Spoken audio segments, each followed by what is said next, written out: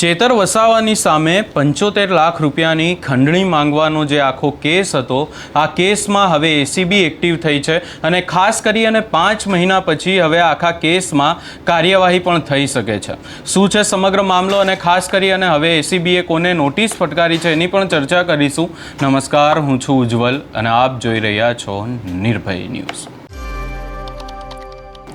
ભરૂચના સાંસદ મનસુખ વસાવા દ્વારા ચેતર વસાવા ઉપર આક્ષેપ લગાવવામાં આવ્યા હતા કે ચેતર વસાવાએ 75 લાખ રૂપિયાની ખંડણી માંગી છે। ત્યારબાદ આ આખા કેસમાં અનેક ચર્ચાઓ પણ થઈ। ચેતર વસાવા પોતે કલેક્ટર કચેરીએ ગયા હતા અને ત્યાં ચેતર વસાવા દ્વારા એક વિડીયો પણ બનાવવામાં આવ્યો હતો કે જ્યાં ચેતર વસાવા કલેક્ટરને પૂછે છે કે મેં તમારી પાસે પૈસા માંગ્યા છે અને ત્યારબાદ કલેક્ટર ના કહે છે। ત્યારબાદ આખી બાબતમાં મનસુખ વસાવાનું નિવેદન સામે આવે છે અને કલેક્ટર ફરી એકવાર એમના નિવેદનથી ક્યાંક ને ક્યાંક ફરી જાય છે। આ આખી બાબતને લઈને અનેક ચર્ચાઓ તો થઈ, પરંતુ વાત એ હતી કે આટલા સમયથી આ કેસમાં કોઈ કાર્યવાહી કેમ ના કરવામાં આવી અને હવે આ આખા કેસમાં એસીબીએ નોટિસ ફટકારી છે સંદીપ માંગરોળિયાને। સંદીપ માંગરોળાની જો આપણે ચર્ચા કરીએ તો સંદીપ માંગરોળા એ કોંગ્રેસના પ્રમુખ છે એ વિસ્તારના અને ખાસ કરીને આખી બાબતને લઈને તેમના દ્વારા ક્યાંક ને ક્યાંક એક રજૂઆત પણ કરવામાં આવી હતી। હવે તેમને એસીબી દ્વારા જવાબ આપવા માટે કહેવામાં આવ્યું છે અને નોટિસ આપવામાં આવી છે। ત્યારે સમગ્ર બાબતને લઈ અને સૌપ્રથમ તેમના દ્વારા શું કહેવામાં આવ્યું એ સાંભળી લઈએ અને ત્યારબાદ આખી બાબતને લઈ અને વિગતે ચર્ચા કરીશું। નર્મદા જિલ્લાના ડેડિયાપાડાના ધારાસભ્ય ચૈતર વસાવા 75 લાખ રૂપિયાની ખંડણીના મામલે લગભગ 6 મહિના થવા આવ્યા છે અને 6 મહિના પછી રાજકીય હિસાબ કિતાબ કરવા માટે એસીબી તરફથી મને નોટિસ પાઠવવામાં આવી છે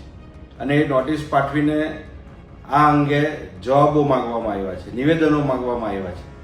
મારું રાજ્ય સરકાર અને એસીબીને એમ કહેવું છે કે આટલો ગંભીર આરોપ નર્મદા જિલ્લાના કલેક્ટર મોદી, નર્મદા જિલ્લાના બાંધકામ અધિકારી મોદી, ભરૂચના સાંસદ મનસુખ વસાવા, ડેડિયાપાડાના ધારાસભ્ય ચૈતર વસાવા, આ 4 લોકો તમે સાક્ષી તરીકે એમના નિવેદનો મીડિયા સમક્ષ આવેલા છે, કલેક્ટર સમક્ષ આવેદનપત્રો પાઠવવામાં આવેલા છે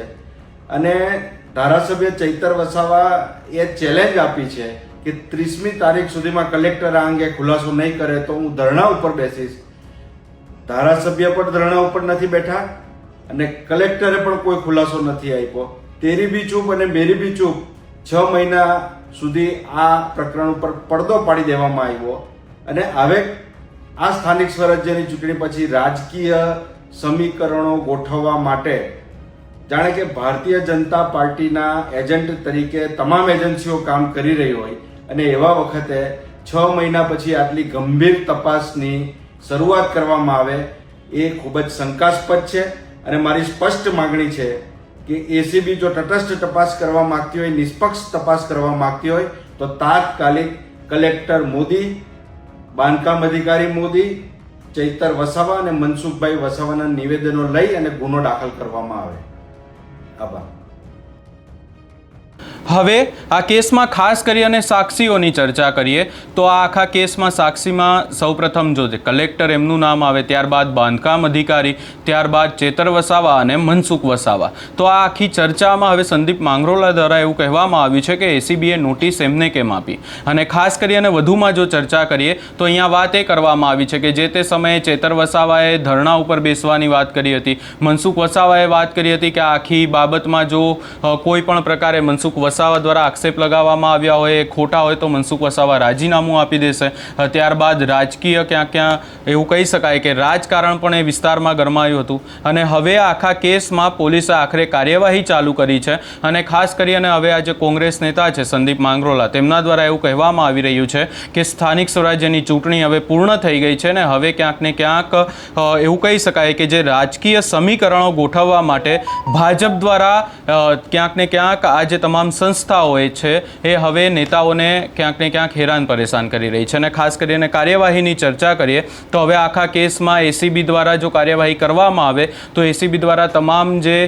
લોકો છે, આની અંદર જે સાક્ષીઓ છે, એમની ક્યાંક ને ક્યાંક એસીબી દ્વારા એમને બોલાવવામાં આવશે, નોટિસ આપવામાં આવશે અને ત્યારબાદ એમના નિવેદનો લેવામાં આવશે. એટલે ક્યાંક ને ક્યાંક જોવાનું રહેશે કે આગામી સમયમાં હવે આખા કેસમાં ખાસ કરી અને જો કાર્યવાહી થાય તો ચેતર વસાવાની સામે આક્ષેપ લાગ્યા છે એટલે સ્પષ્ટ વાત છે કે ચેતર વસાવાની સામે પણ કાર્યવાહી થઈ શકે છે. આ આખી બાબતે હવે 5 મહિના બાદ પોલીસ એક્ટિવ થઈ છે અને પોલીસ દ્વારા જે કાર્યવાહી કરવામાં આવી રહી છે એને લઈ તમારો શું અભિપ્રાય છે એ અમને કમેન્ટ કરી જરૂર જણાવશો ને અમારી ચેનલ નિર્ભય ન્યૂઝને લાઇક, શેર, સબસ્ક્રાઇબ કરવાનું ભૂલશો નહીં.